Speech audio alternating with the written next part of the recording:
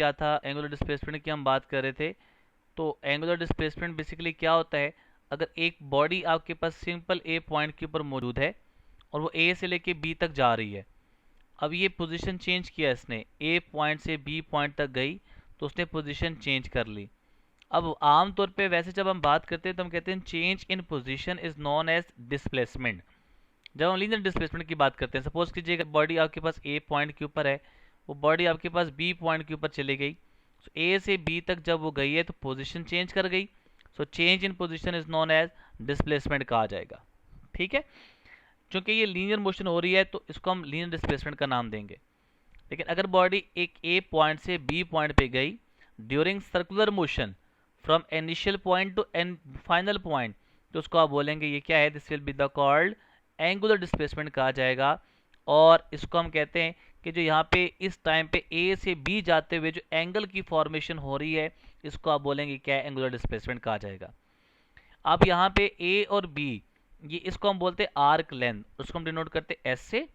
और centre point से ए का distance radius of a circle है, सेंटर पॉइंट से बी का डिस्टेंस भी आपके पास किसके बराबर है, रेडियस ऑफ अ सर्कल के बराबर है। ठीक, तो जब आप बोलेंगे बेटा इसको मैथमेटिकल फॉर्मूला लिखेंगे तो आप लिख सकते हैं कुछ इस तरह से कि arc length over radius of a circle this is equals to theta, और थीटा भी रिप्रेजेंट करता है एंगुलर डिस्प्लेसमेंट को। आर्क लेंथ को हम डिनोट करते हैं किससे, एस से, और रेडियस ऑफ अ सर्कल को हम डिनोट करते हैं आर से। तो ये मेरे पास एक रिलेशन बन जाएगा जिसको आप बोलेंगे कि theta is equals to S divided by R. अब ये हमारे पास एंगुलर डिस्प्लेसमेंट हो गया। अब यहाँ पे क्या है, यहाँ पे क्या कहा जाएगा कि देखिए अगर बॉडी आपके पास कोई भी बॉडी है, एक इस तरह से हो सकता है कि बेटा वो एंटी क्लॉकवाइज डायरेक्शन में रोटेशन कर रही हो। एक रोटेशन ये बॉडी की हो सकती है कि वो एंटी क्लॉकवाइज फॉर्मेशन में रोटेशन परफॉर्म की जा रही हो। तो अगर कोई भी आपके पास बॉडी है वो एंटी क्लॉकवाइज रोटेशन परफॉर्म की जा रही है, तो उसकी जो डायरेक्शन आप लेंगे उसको बेटा आपने लेना है डायरेक्शन पॉजिटिव, एंगुलर डिस्प्लेसमेंट की डायरेक्शन की बात कर रहा हूँ। लेकिन अगर कोई भी बॉडी आपके पास इस तरह से है कि वो क्लॉकवाइज रोटेशन परफॉर्म की जा रही है, इसके अगेंस्ट देखें कि अगर वो क्लॉकवाइज आपकी रोटेशन परफॉर्म की जा रही है तो क्लॉकवाइज रोटेशन को आपने ट्रीट करना है नेगेटिव साइन। ये एक दो बातें आपने याद रखनी है। फिर यहीं से आप इसी यूनिट बना लें।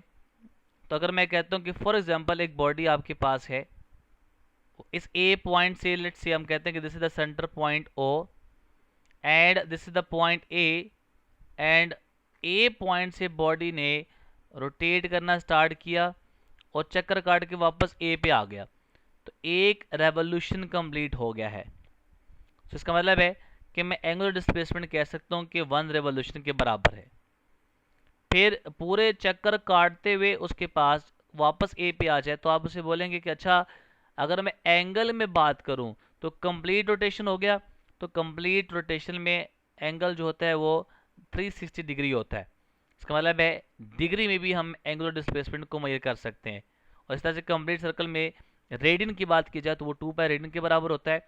तो रेडियन में भी हम एंगुलर डिस्प्लेसमेंट को मेजर कर सकते हैं।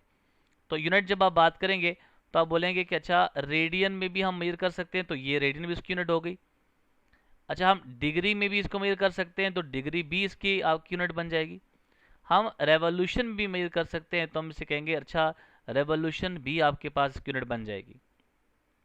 अब ये जो पॉइंट मैंने लिखा हुआ है ये एमसीक्यूज में पूछा जाएगा, आपसे कहेगा अच्छा बताइएगा बेटे which of the following are the units of the angular displacement, और उस पर ऑप्शन दी जाएगी radian, degree and revolution, and delta option is all of these.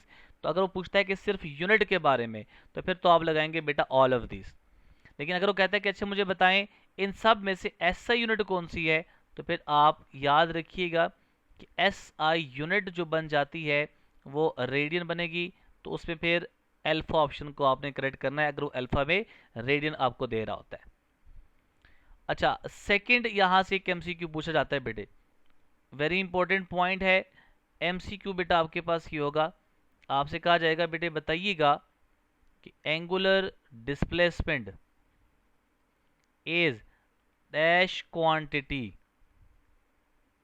और ऑप्शन आपको दिए जाते हैं यहाँ पे। लेट्स से फॉर एग्जांपल आपको कहा जाता है कि scalar, second option is vector, Charlie option is both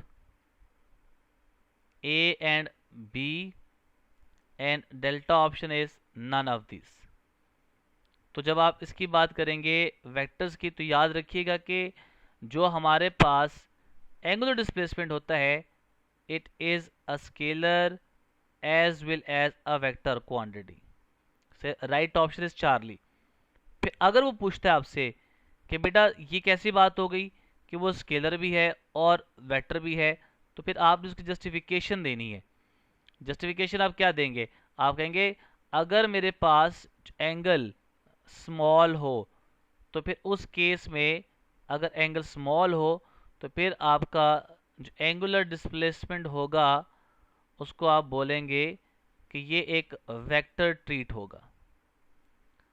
ठीक है।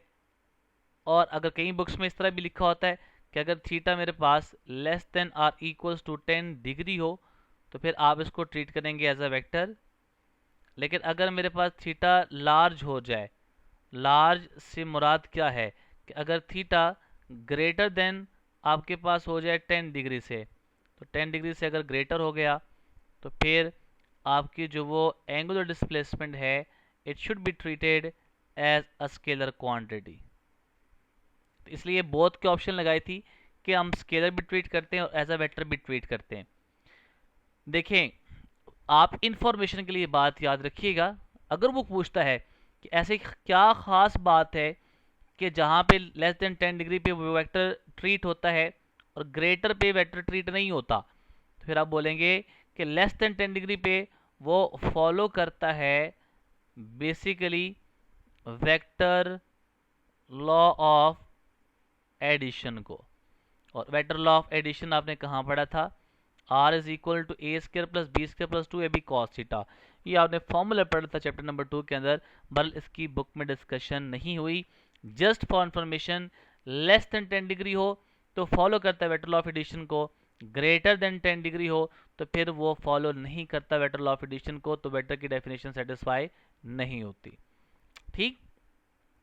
क्योंकि अब आपने बात कर ली बेटे कि हमारे पास जो यहाँ पे हमारा एंगुलर डिस्प्लेसमेंट है उसको हमने ट्रीट करना है एज अ वेक्टर को ट्रीट करना है या स्केलर ट्रीट करना है। तो देखें दूसरा सवाल क्या पूछा जाएगा आपसे। दूसरा सवाल पूछा जाएगा कि बताएं, आपने कहा कि स्केलर ट्रीट करेंगे या वेक्टर ट्रीट करेंगे, तो बुक में आपने कैसे ट्रीट करना है। तो हमारे याद रखें, मैं लिख देता हूँ पॉइंट में कि अगर आप टेक्स्ट बुक के अंदर फॉलो करेंगे तो टेक्स्ट बुक को जब फॉलो करेंगे तो उसमें आपने एंगुलर डिस्प्लेसमेंट को वेक्टर ट्रीट करना है, स्केलर ट्रीट नहीं करना। क्योंकि बड़ा स्मॉल एंगल ले रहा होता है तो स्मॉल एंगल लेने की वजह से वो एज अ वेक्टर ट्रीट होगा, स्केलर ट्रीट नहीं होगा। ठीक। फिर आपसे पूछा जाएगा अच्छा अगर वेक्टर है तो उसकी डायरेक्शन क्या होगी। तो डायरेक्शन आपने फाइंड आउट करनी है by using your right hand. ठीक है। तो आपने राइट हैंड को यूज करना है। डायरेक्शन हम फाइंड आउट करेंगे from the right hand rule. उसमें सबसे पहली बात आपका यूज क्या होगा? यूज होगा डायरेक्शन ऑफ रोटेशन यूज होगा, और सेकेंडली आपका यूज होगा इरेक्ट थंब। अब देखिए बेटा, यहाँ पे आप देखिए बेटा, गौर से देखिएगा, very important point. This is the centre, ये पॉइंट आपके पास है O, and this is the point आप कह दें कि बी है, this is the point B, और आपके जो ये पॉइंट इसको आपने कहा हुआ A, and body is rotating in a anti clockwise rotation. ठीक है। तो देखिए मेरा राइट हैंड को जरा गौर से देखिएगा बेटे, आपने अपने फिंगर्स को यहां ए से बी की तरफ रोटेट करनी है। रिपीट करता हूं, अपनी फिंगर्स को, जो 4 फिंगर्स है राइट हैंड की, उसको रोटेट करना है from point A to point B along the direction of the rotation। जो थंब होगा वो आपको इंडिकेट करेगा किसकी डायरेक्शन को, वो इंडिकेट करेगा direction of the angular displacement. यानी यहाँ पे डायरेक्शन ऑफ रोटेशन की तरफ जो आप लेके जाएंगे तो वो बेसिकली आपके पास क्या होंगी, कर्लिंग्स ऑफ फिंगर्स लेके जाएंगे आप। जो इरेक्ट थंब होगा ये इंडिकेट करेगा बेटा किसका, this will be indicating about the direction of the angular displacement. तो इस केस में एंगुलर डिस्प्लेसमेंट जो बनता है वो आपके पास बज़ाहिर ये लग रहा है कि अपवर्ड है, लेकिन अपवर्ड से क्या मुराद है, इसका मुराद ये है आउट, इसका मुराद है बेटे it is out of the board कह दे, it is out of the page कह दे, या फिर it is out of the plane कह दे, जिस तरह से भी आप इसको करना चाहते हैं। मतलब जो एंगुलर डिस्प्लेसमेंट की डायरेक्शन है वो आपके लैपटॉप की स्क्रीन से बेटा आपके पास बाहर की तरफ आ रही होगी, इसमें indicating about the third dimension. जिस तरह ए क्रॉस बी था, ए क्रॉस बी 2 डायमेंशनल बनता था, लेकिन उसका आंसर अगर आप देखेंगे जो प्लेन था वो आपके पास 2D था, जो आपका थर्ड वेक्टर था वो अलॉन्ग द जी जा रहा था, जो कि थर्ड डायमेंशन के अकॉर्डिंग जा रहा था। सो इधर से the direction of the right hand rule. अब आज हमारे पास एक छोटे छोटे रिलेशंस हैं, वो याद रखने आपने, उससे बेटे क्वेश्चन आपसे पूछे जाएंगे। रिलेशंस क्या होंगे, देखें मैं कंप्लीट सर्कल की बात करता हूं, फॉर कंप्लीट सर्कल। तो कंप्लीट सर्कल में रोटेशन की बात कर रहा हूं मैं, कंप्लीट सर्कुलर पाथ की। कंप्लीट सर्कल होते हुए आपका एक रेवोल्यूशन कंप्लीट होता है, वो बराबर होता है किसके, 2 पाई रेडियन के बराबर होता है, और वो बराबर होता है 360 डिग्री के। इट्स वेरी इंपॉर्टेंट पॉइंट्स मैं अब लिखने जा रहा हूं। देखें इसी से मैं फर्स्ट रिलेशन यहां पे लिखना चाहूं तो फर्स्ट रिलेशन क्या बनेगा, मैं लिख सकता हूं कुछ इस तरह से कि 1 रेवोल्यूशन बराबर हो गया किसके, 2 पाई रेडियन के। अब यहां से एक छोटा सा क्वेश्चन कर ले। क्वेश्चन इसी रिलेशन से क्या पूछा जाएगा, वो आपसे कहा जा सकता है कि how many radians in 2 revolution, 2 revolution के अंदर आपके बेटे कितने इसके अंदर आ जाते हैं, रेवोल्यूशन की बात हो रही है, ठीक है। तो आप बोलेंगे सॉल्व कैसे करेंगे आप इसको, आप कहेंगे चूंकि 1 रेवोल्यूशन बराबर है 2 पाई रेडियंस के, सो अगर वो 2 रेडियंस की बात करता है या 2 रेवोल्यूशन की बात करता है तो ये क्या बन जाएगा, 4 पाई रेडियन। तो ये एक सवाल छोटा सा बेटे आपके पास इससे पूछा गया, आप इसको इस तरह से आंसर देंगे। सेकेंड रिलेशन जरा देखें, इसी रिलेशन से अगर मैं एक और रिलेशन बनाना चाहूं तो मैं बना सकता हूं, एज 1 रेवोल्यूशन बराबर होता है 2 पाई रेडियंस के। तो मैं अगर इस तरह से लिखूं, कुछ इस तरह से लिख सकता हूं कि 1 डिवाइडेड बाय 2 पाई, 2 पाई इधर आके डिवाइड हो जाएगा, रेवोल्यूशन उधर क्या रह जाएगा, 1 radian. So 1 radian is equal to 1 over 2 pi revolution आ गया। अब ऐसे एक छोटा सा क्वेश्चन कर लें, वो आपसे पूछा जाएगा बताइएगा नंबर ऑफ रेवोल्यूशन, और आपको गिवन है, लेट्स से हम कहते हैं कि 3 पाई रेडियंस के अंदर रेवोल्यूशन बता दें।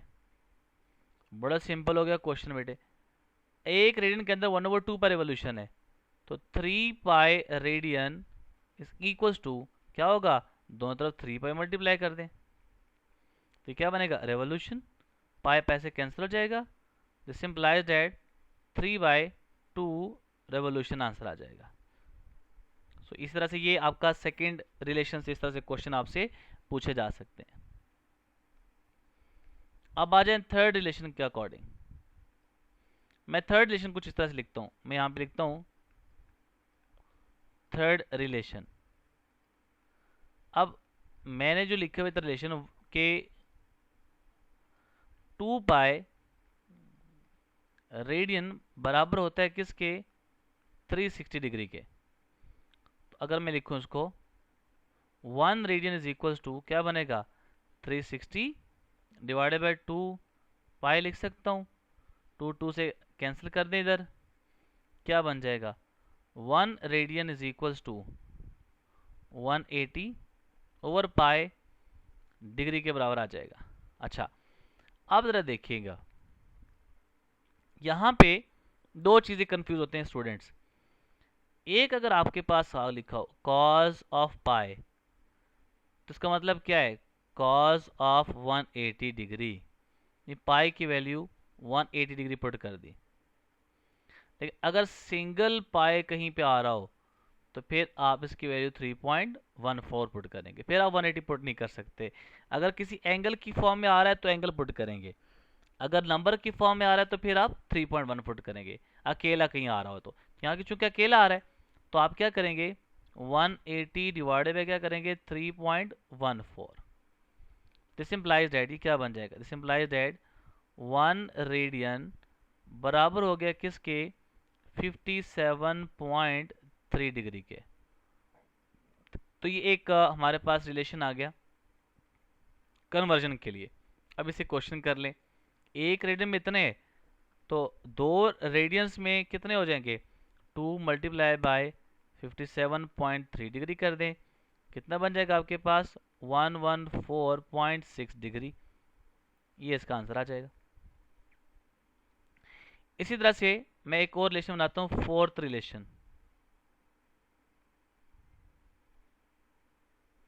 अब फोर्थ रिलेशन बेटा आपके पास क्या है, वो क्या बनेगा, देखें मेरे पास 2 पाई रेडियन बराबर है 360 डिग्री के, ठीक है। और इस तरह से मैंने लिखा कि 1 रेडियन बराबर है एस 1 रेडियन बराबर हो गया 57.3 डिग्री के। तो अगर मैं इसको इस तरह से भी लिख सकता हूँ कि 1 ओवर 57.3 डिग्री, या इसको लिखूंगा 1 degree is equals to how much radian, इसके बराबर भी तो लिख सकता हूँ। दिस इम्प्लाइज दैट 1 डिग्री बराबर आ गया किसके, 0.0175 रेडियन। तो यहाँ से आपका एक और कन्वर्जन आ गई, 1 डिग्री के अंदर 0.0175 रेडियंस के बराबर होता है। तो ये छोटे छोटे बेटे रिलेशन आपसे पूछे जा सकते हैं और इससे बेटे आपसे क्वेश्चन पूछे जा सकते हैं। तो आप यहाँ पे खुद से क्वेश्चन भी बना सकते हैं और उसको बेटे अटेम्प्ट कर सकते हैं। ठीक है बेटे, क्लियर।